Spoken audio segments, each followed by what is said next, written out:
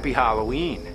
And guess what I have here? I was doing an autograph signing not too long ago, and one of my fans hands me this piece of paper. It's a petition to review Ghosts and Goblins. Yeah, he went through the line and got everybody to sign it. Now, what's there to say about Ghosts and Goblins? Well, it's not a bad game. It's made by Capcom, so how could it? But it's one of the most difficult games in the NES library. This game is harder than fossilized Triceratops turds. I'm talking Mega Man combined with Castlevania, that kind of hard. Games this ruthless and unforgiving should be illegal. And I've never gotten a petition or review any other game. That's a true testament to its infamous legacy and the eternal frustration that scarred us all since childhood. I remember my first time playing it. I got it for my birthday, the same day I got my NES. Like Ghosts and Goblins? Yeah, I do. Look, I do. Of course, I had the Super Mario Bros. Duck Hunt combo cartridge, but the first game I attempted was Ghosts and Goblins. That's right, this is the first NES game I ever played. And that's one hell of a game to start with. Yeah, we gotta shoot him. I don't know how. Naturally, I got my ass kicked.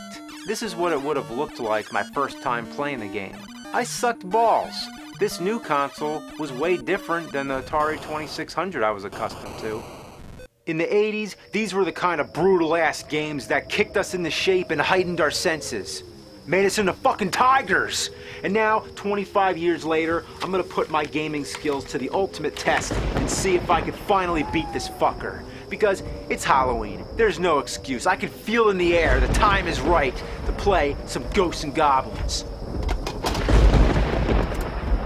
It begins with one of the most shocking intros in video game history. A couple just got done having sex in a cemetery. I'm not even kidding. What else does it look like? He's not wearing clothes.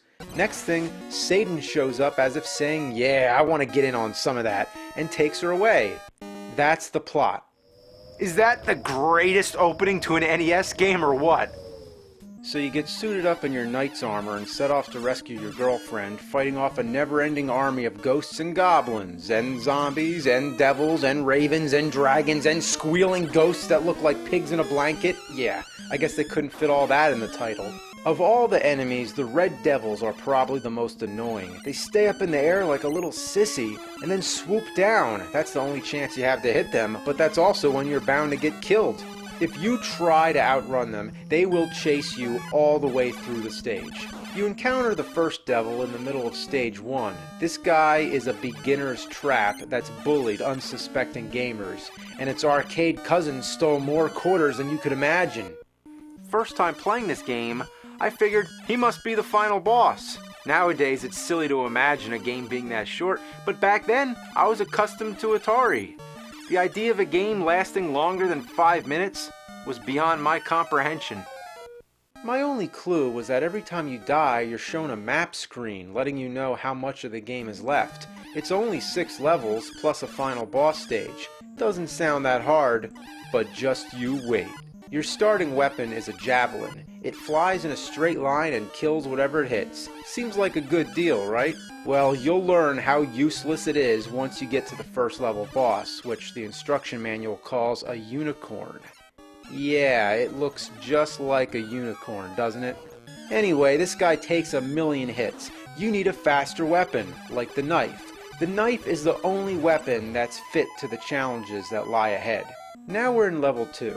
This is where shit starts to get criminally insane. How do you like jumping around on platforms, taking leaps of faith while avoiding tiny enemies and projectiles?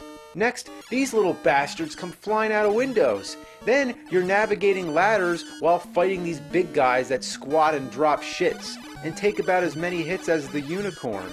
If you didn't get the knife in level 1, don't even try. That's my words of wisdom. Anyone who wants to get far in this game, my rules are: number 1, get the knife. Number 2, get the knife. Number 3, get the knife. You want to cut steak with a plastic spoon? No, get the knife. I can't stress it enough. They'd lock me up in an asylum. Get the knife, get the knife. Ah, fuck my uncle. You see that? That's a flame weapon. That thing sucks. It's the second worst weapon in video game history aside from the cane in Dr. Jekyll and Mr. Hyde. It always misses your target, and if 2 of them land, you have to wait for the flames to die out before you can throw any more. You don't want it. But look, it's sitting on top of the only ladder that goes down. The weapons don't go away, they just sit there. Even if you run far away, then come back, the weapon is still there. You're probably thinking, why not just get the flame and then die? Well, when you die, you keep the weapon. It never changes until you find a different weapon. That's bullshit, but on the plus side, when I have the knife, I get to keep that too. You know what I had to do? I had to reset the game and get the knife in level 1 all over again. And then guess what? The flame appears again! It's a trap. Well, I figured it out. The flame appears when you get to the top floor, which you don't have to do. You can stay on the second to top floor and progress to the right. So that's my other tip. Don't let the flame appear on level 2. Speaking of weapons, there's also an axe which I found deep into level 6. Want to know what that does? Well, I'm not getting it. The level 2 boss is 2 unicorns. Did I mention get the knife? Level 3. You know what makes this level hard? The devils. The whole stage is an endurance marathon of devils. This is where you start to realize exactly what makes the game so difficult. It's because you can only get hit twice. No, it doesn't have all the pitfalls like in Castlevania, the respawning enemies like in Ninja Gaiden, or the disappearing platforms like in Mega Man. But imagine playing any of those games without a fucking life bar. In Ghosts and Goblins, first time you get hit, you lose your armor. Second time, you lose your skin. And that's it. It's as if they programmed the game and then said, you know what, it needs an expert setting. And then they programmed it, but forgot to add it in the menus. It's a theory, but it's the best guess I could come up with. Why else would they make the game so fucking hard? Well, one fair thing I can say is that there's no game over. Well, technically there is. It says game over when you die 3 times, but there's unlimited continues and it always puts you back at the checkpoint where you left off. So the game's incredibly fair when it comes to that, but it's so relentlessly hard it almost doesn't matter anyway. There's actually a glitch I found out where you hit the devil when he's just barely off screen, then run away. Wait like 5 seconds, come back, and he's gone. Yeah, how do you like that, you fucking game? It's cheating, but for a game like this, I don't feel bad about it. Now I actually have a chance against the dragon boss. After observing his pattern and getting some practice, he's not too hard to beat. Level 4 starts it off with a big jumping game on floating clouds. It's a mess. After the checkpoint, you're on a fiery bridge with flames rising below and projectiles at every step of the way. The level boss is another dragon. There's no tricks I know of. The only way to do it is to fucking do it. Level 5. Now you're in what seems like the final stretch of the game. I mean, you're in the final tower after all, but I guarantee these last 2 levels will take you the longest of all. But that goal is so tempting, just to be able to say you beat Ghosts and Goblins. Or you could just aim for the high score. Yeah, I didn't mention yet that you find money and treasures all around, which are only good for points. That's right, no power-ups, no life bar, but plenty of points if you just want to get that high score. The level 5 boss is Satan. He's just like the swooping red devils. It's worth mentioning that he's called Satan, but the last guy is the devil. I always thought Satan and the devil were, the same thing? Level 6, oh boy, this is the infernal hellhole of the 8-bit underworld. There's nothing more synonymous with hell, eternal damnation, fire and brimstone than level 6 Ghosts and Goblins. This will make you curse the day you ever picked up an NES controller. Your body will shake, your hands will be sweating all over the controller, your heart will be racing out of control, you'll forget to breathe, and your eyes will be burning from not blinking. These are all common symptoms of NES fever. You get it from playing games like Ninja Turtles, Street Fighter 2010, the Famicom Transformers, and this one. First, kill the unicorn. By now, you should be good at it. Then, kill the dragon. He's an asshole anyway. Then a shield drops down. No, it's not some power-up. It's a weapon. That's right, a shield is a fucking weapon. In other words, you don't want it. Right? Next is one of the most frustrating moments of the whole game. A big guy wanders back and forth. If you go up the ladder, he kills you. The only thing you can do is wait for him to go away from the ladder, I mean far away, and there's no pattern. You can lure him toward one side, but for the most part, he just wanders around as he feels like it. I've actually ran out the timer waiting for this guy. Yes, there's a time limit, as if the game isn't hard enough. Once you do make it to the top of the ladder, you're in a real bad spot. One step to the left triggers the skeleton, and one step to the right triggers the red devil. You do not want to wake that guy up. You can even wake him up by throwing a knife in his direction. That means if the big guy is to the right, you have to count off exactly 10 hits. If you throw one extra knife, you'll hit the devil, he'll wake up, and then it's game over.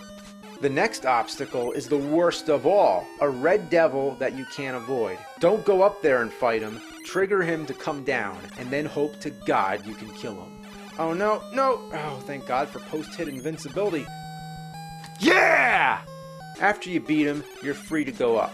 You're almost done level 6. But wait a minute, remember that shield? Supposedly, if you beat level 6 without the shield, it sends you back to level 5. This is one of those famous pranks in the history of gaming.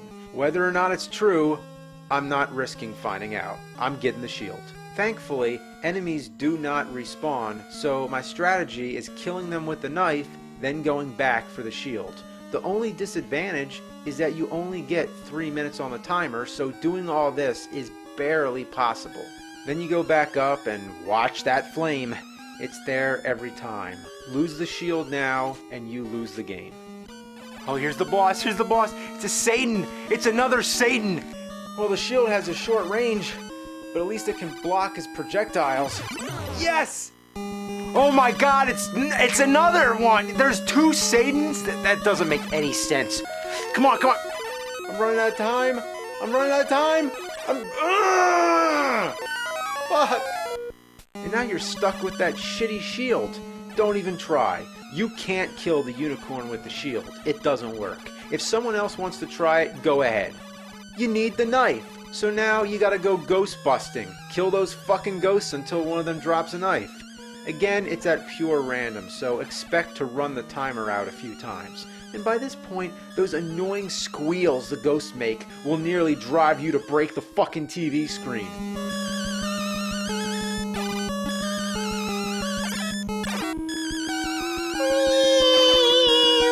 Shut up!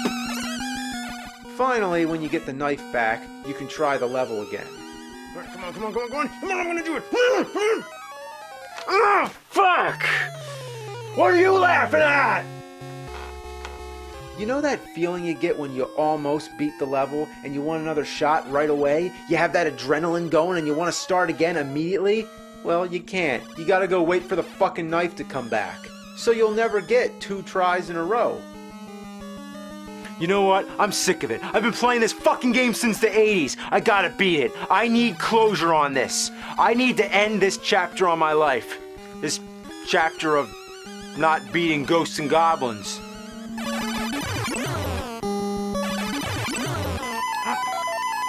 I did it! I beat 2 Satans in my underwear. Final boss, the devil. Notice how I'm walking backwards, so it's now in one-on-one fighting mode. Kind of like a certain other Capcom game. Ah! Come on! My mother throws bigger fireballs than that.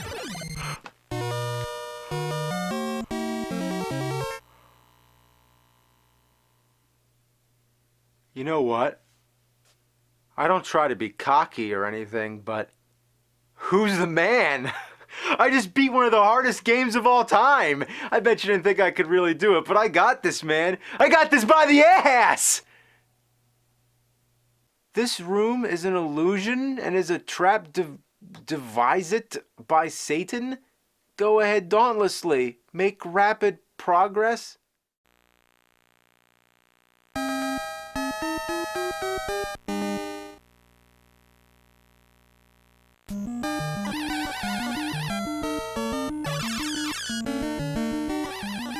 You have to beat the game twice?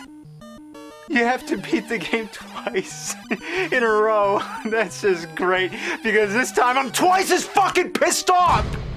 Beat the game twice. I'll show you twice. After all that hard work, who'd want to do that shit again? It's like building a house and right after you're finished, you tear it down just to build it one more time.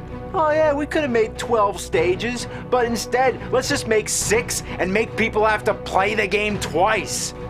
Alright, I'm gonna get the good ending this time. It better be good, whatever it is. It better be something awesome for going through the game twice. Alright. Yeah! I did it! Congratulations. This story is happy end. Thank you.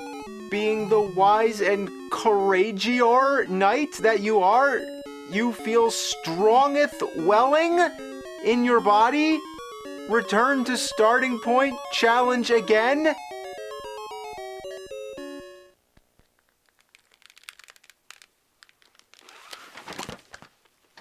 Curse, goddammit! I used up all my fuck points during the last 107 episodes.